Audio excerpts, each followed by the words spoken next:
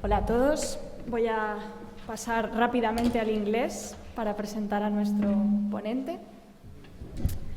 Hello everyone, and thank you for joining us in this fascinating talk about data and algorithms for better health that Will Smart is about to share with us. Will Smart is currently Global Director for External Relations at Datos Group. Between 2016 and 2019, he was Chief Information Officer for Health and Social Care in England, where he led their digital program, including being the Senior Responsible Officer for the provider digitalization and the local health and care record exemplar programs. In this period, he was accountable for delivering the best possible leadership, initiatives, and strategies in digital health, besides ensuring that resources and funding were used efficiently. Will is a companion of the Chartered Management Institute and a fellow of the British Computer Society, and also of the Royal Society of Arts. That's quite a resume. Will, thank you for being here, and the floor is yours. Good evening, everybody, and thank you very much for inviting me. I shall apologize that my Spanish is much, much worse than everybody's English, so they've forced me to speak to you in English this evening. It is a real honour to be here with you, and it is also very nice to be out of England and in the sunshine. The perspective that I want to bring to you this evening is the perspective of a practicing Chief Information Officer in the English NHS. And I've been very lucky. I've had the privilege both of serving and leading digital services in a major London teaching hospital, as well as Sandra said, leading digital services across the whole of England, made all the better by being Irish and not English. So there's a few scores have been settled over the years. But as we meet this evening, I think the challenges that we face as digital leaders in healthcare are shared. Around us we see healthcare services that have been stretched to their limits during the pandemic, and services that are still under considerable pressure as we head towards, in my case anyway, an English winter. In England we face huge levels of unmet demand for care, with waiting lists for treatment at their highest ever level and with the longest waiting times we've ever seen. And more worryingly, millions of citizens who are living with conditions because they've not yet come forward for care. But on the positive side, at the same time, we've seen the use of digital tools and services during the pandemic has been a real story of success. Our digital teams globally have moved at great pace, have rapidly deployed tools, whether across our healthcare institutions, whether remote consultation for patients, virtual wards, or whether enabling our staff to work remotely. And more excitingly, we're seeing the typical barriers that in the past have prevented us doing these things being removed, and we've demonstrated that digital solutions in healthcare can be delivered and implemented at pace, can be deployed safely, and most importantly, that they can have a real and positive impact on the delivery of clinical services to our patients. But in the UK at least, we've begun to see some pushback and public backlash against these new digital ways of working in healthcare. We've got a campaign running in some of our newspapers about digital access or a lack of face-to-face access for patients with primary care physicians, and reporting tragic examples of individuals where serious diagnoses were missed because they couldn't see a GP, and with a significant impact on their prognosis. So it seems to me, as we stand here today, we have real opportunities in terms of digital health, but we also face great risks. We have to hold to the gains that we've made, and I think we have to think much more radically as we look forward in terms of how we deliver this agenda in the future. And it's that future I want to spend the next 10, 15 minutes talking to you about this evening. So when I was CIO in England, I would often express the challenges that we faced in digitising the health system using this slide. Normally I would put it in English, but I thought for the audience we would translate it. And I argued that there were 4 key digital challenges that we had to tackle, and that all 4 needed to be addressed together if we were to truly make progress. The first, we have to increase the digital maturity of all of our provider organisations, whatever part of the system they're within, and put tools in the hands of our frontline staff that can truly enable them to deliver better care. We need to connect and integrate the healthcare system in order to streamline and integrate what in the UK context is a hugely fragmented system by digitising care pathways across NHS organisations, but I think more importantly also connecting those organisations out of the NHS who also deliver care and services to those citizens.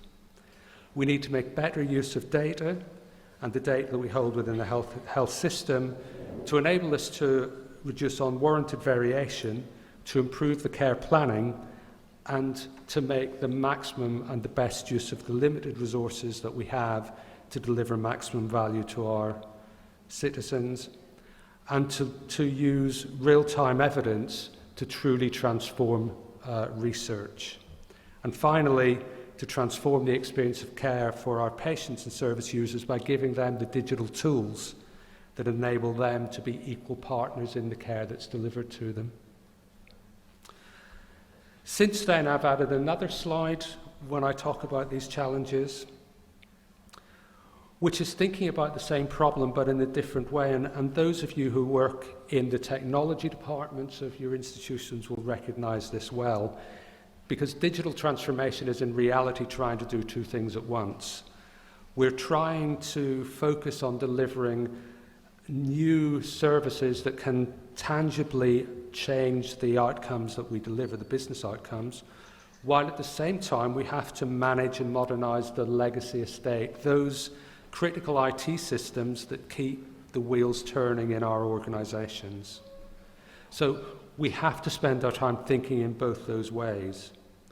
But even this viewpoint, I think, misses a really important element, because we not only are transforming ourselves, increasingly digital transformation is going to be done to us in healthcare by forces outside of the system, whether that's consumer-driven technology, whether that's advances in medtech or pharma, whether it's new market innovations driven by innovators such as Babylon Health, who are doing a lot of work in our primary care system in the UK, or by innovations in other industries. For example, retailers now beginning to provide certain primary care and screening services within their pharmacies.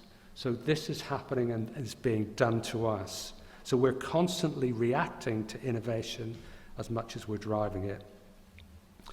So stepping back into the NHS, I just want to talk about 3 fundamental challenges that I think we face. And I should say, I don't think these challenges are unique to our system, but they are kind of top of our mind as I think in England. So the first is around the reform and reconfiguration of the health and social care system. The second is the digital challenges that we face. And the third, I'm going to describe as healthcare's existential challenge. So after a decade where it was felt better in England to reform healthcare without passing new laws, we have a government that is now introducing not 1 but 2 new major pieces of legislation that will fundamentally reshape the structures and accountability within our local health and care systems. And to be clear, many of these changes, such as dismantling the internal market, the kind of payer-provider model, and the creation of integrated care systems are things that the NHS has asked for. However, some other changes, like our Minister of Health having more power over local service delivery, are probably less welcome by the service.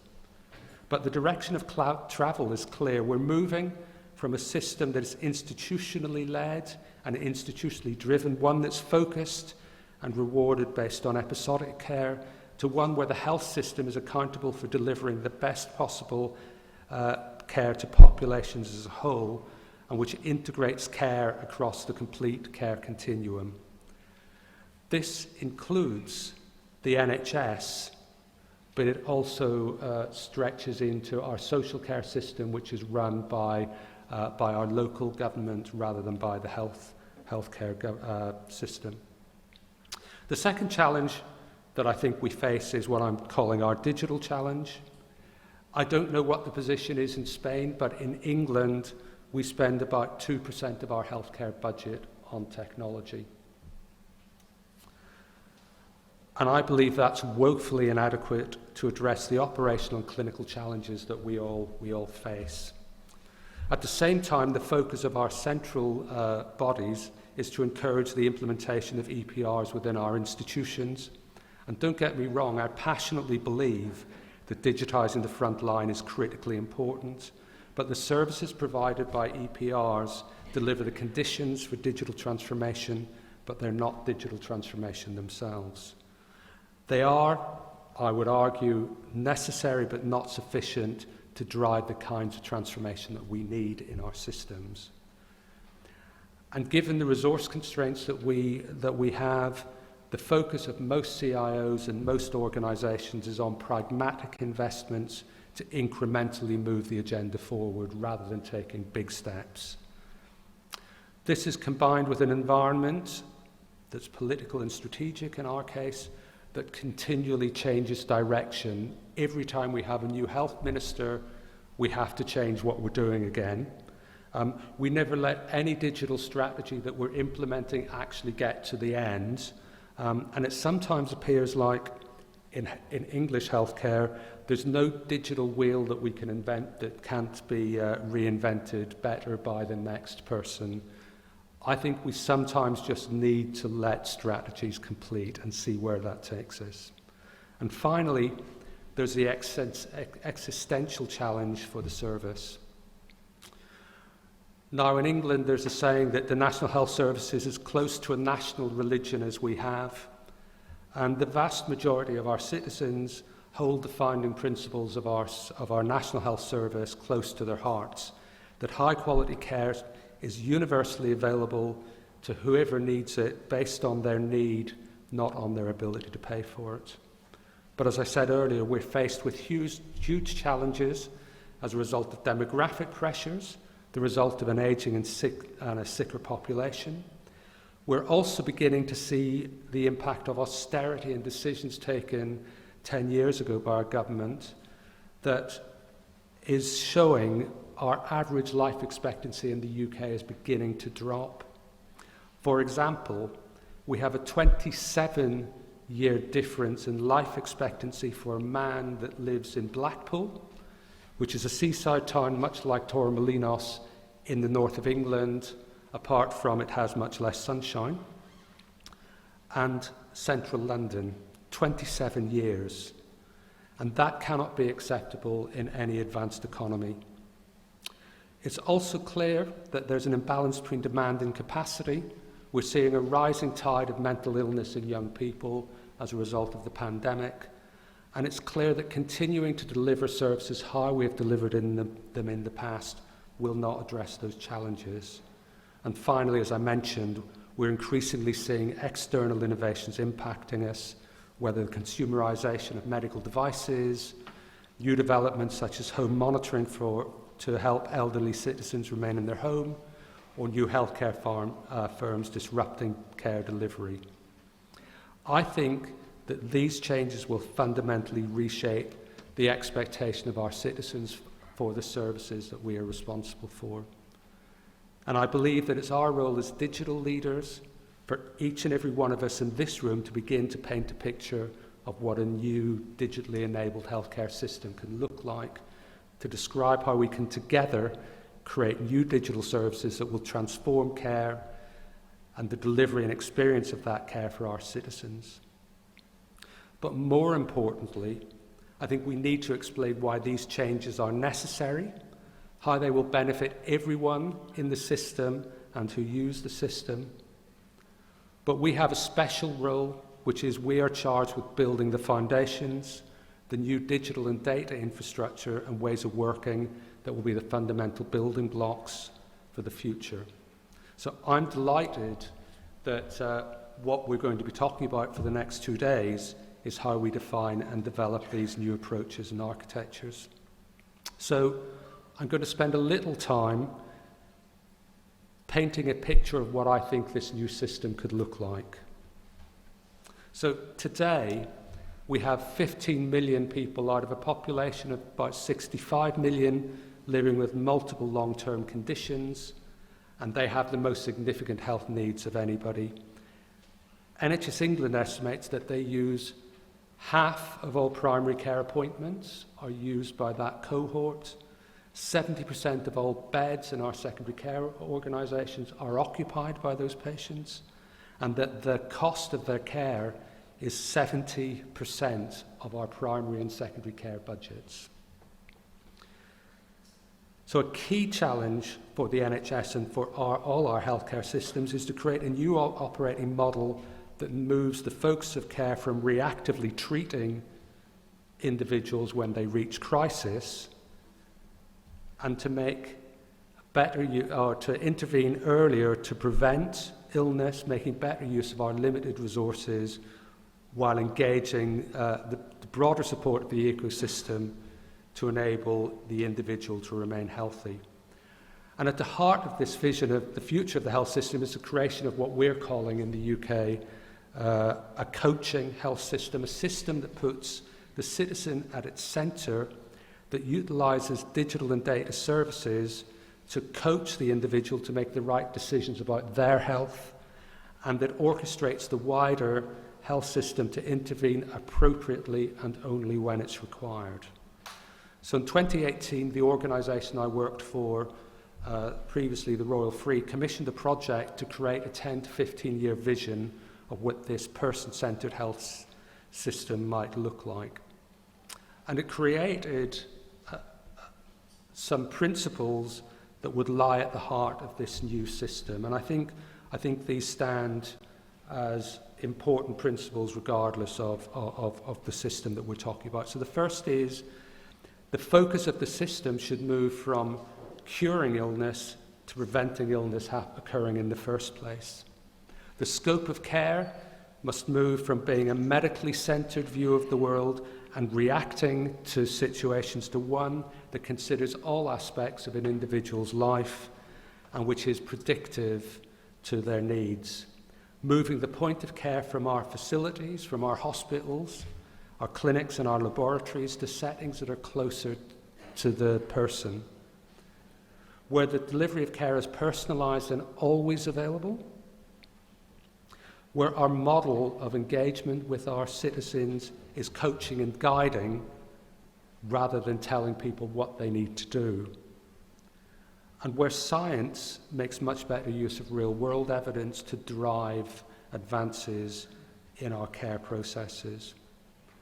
And finally, the data that we use to support our services is owned by the individual, not by the system, and therefore give the patient the choices about how their data is used.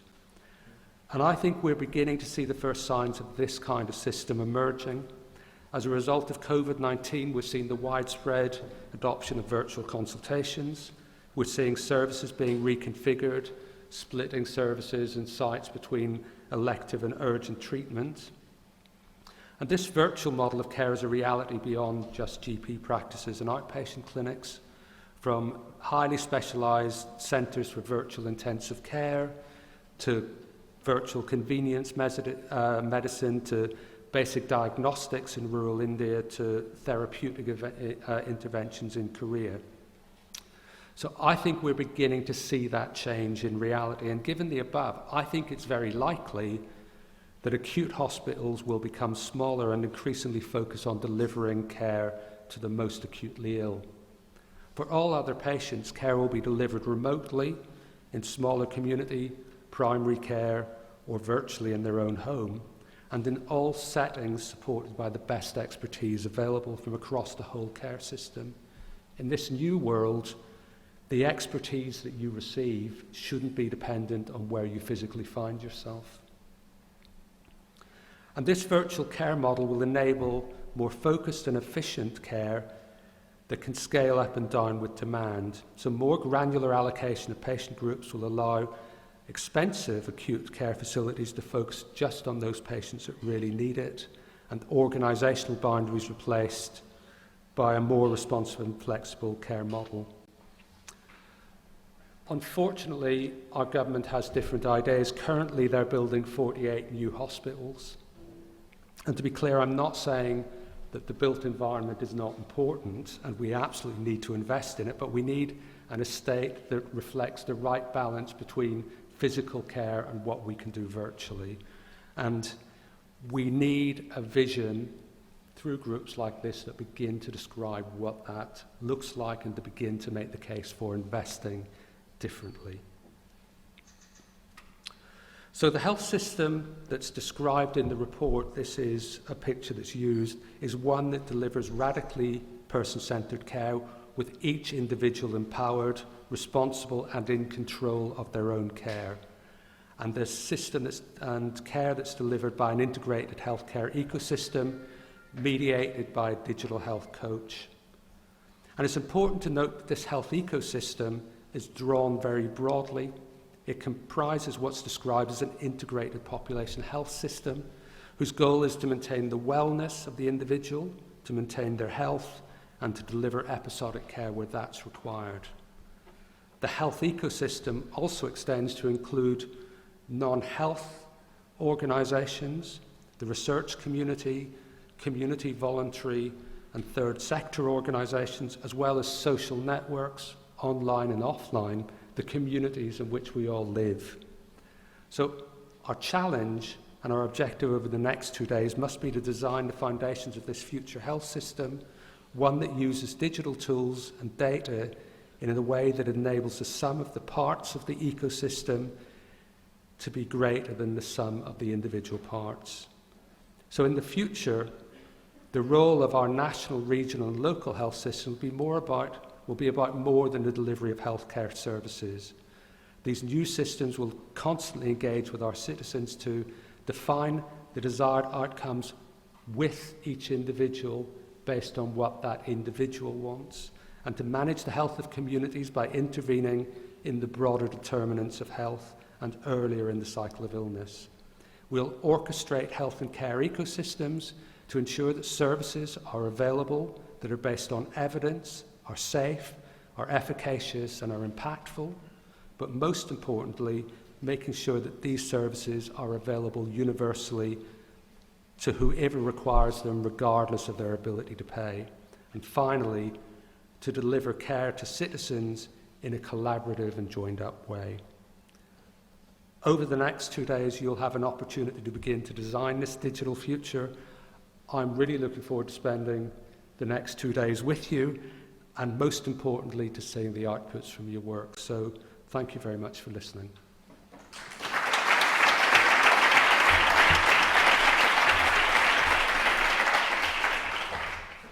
Thank you, Will. It's nice to see how we share challenges between different countries. The change between a reactive system to a proactive system, we share that. The aging population, and I'm very happy to see how health determinants are beginning to become more and more important, so it's nice to see that. And I don't know if anyone has any question from the audience? No? In Spanish we can translate, it's okay? I've come a very long way. Oh, come on. You're not having another chance to as well. The NHA secrets. Okay, Carlos, please.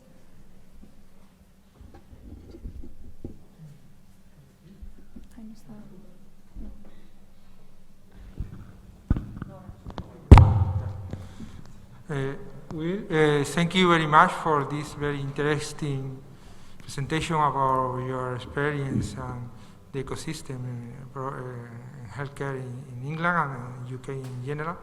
My question related about the UK strategy to share data. I don't know if I know some previous experience, bad experience in UK. I don't consider bad, but I understand the culture in England are always to try to evaluate the results of projects. I know some papers in British medical journal and so on related of a previous intent to develop one big data in England, and I don't know if now in UK at general level or in England level try to develop some strategy to share data, to develop some a big level to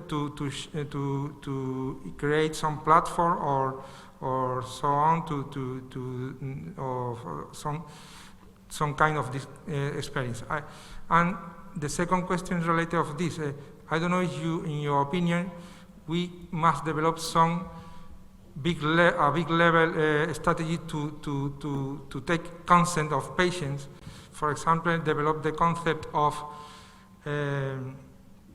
the patient donate data to share his data to research, to manage the policy, etc. Thank you. Okay, thank you. One of the projects that I ran when I was in the NHS was what we called our Local Health and Care Record Exemplar Programme. We like very long names for what we did. And it was trying to address exactly the challenge that you're raising. One of the decisions that we took was not to hold all of our data nationally. So, and we did that because there is a lot of concern amongst the general public about government collecting all of their data, and particularly sensitive healthcare data. So we took the decision that instead we would create round about 8 or 10 what we would call regional data lakes, covering a population of about 3 to 5 million. And the reason for that scale was we were very keen to make sure that we could make a strong case to the population that the data that we were holding about them and linking with other people's data actually would benefit the communities in which they worked, because we, through the research that we'd done with the population, we found that patients are happy to share their data as long as it's benefiting the communities in which they live. They get very concerned when they feel the NHS is selling their data, which they've given freely to the system, to pharma or med tech. So our vision was to create data at that scale, to use open standards to enable that then to connect data across those communities, because of course patients unfortunately don't stay in one place the whole time. So we also recognized that we needed to technically manage that flow of data. We also, and this maybe comes on to a bit of your second point, we spent a lot of time thinking about how do we use the data of patients. And again, most patients are very happy for their data to be used to support their care, and of course, why wouldn't you be happy for that? And actually, patients are happy for their data to be used to plan the management of the broader health system. But again, we wanted then as a fifth purpose to talk about research and begin to build the case around trusted research environments and why it's important to share their data. The one area that we spoke about but we didn't reach a policy decision is precisely the point you made at the end. In my view, the best person to take decisions about how their data is used by the health system is the person whose data it is the patient. And actually, we need to reorient data in the health system away from the health system managing patient's data and taking the decisions about how it's used to one where the patient has visibility of how their data is being used and has the ability to opt in or opt out of the use of the data in the way they have the choice to opt in or opt out of treatments. So I think we've not taken that step, but I know there are still active discussions happening nationally in England about that. Thank you. I don't know if we have time for any more questions.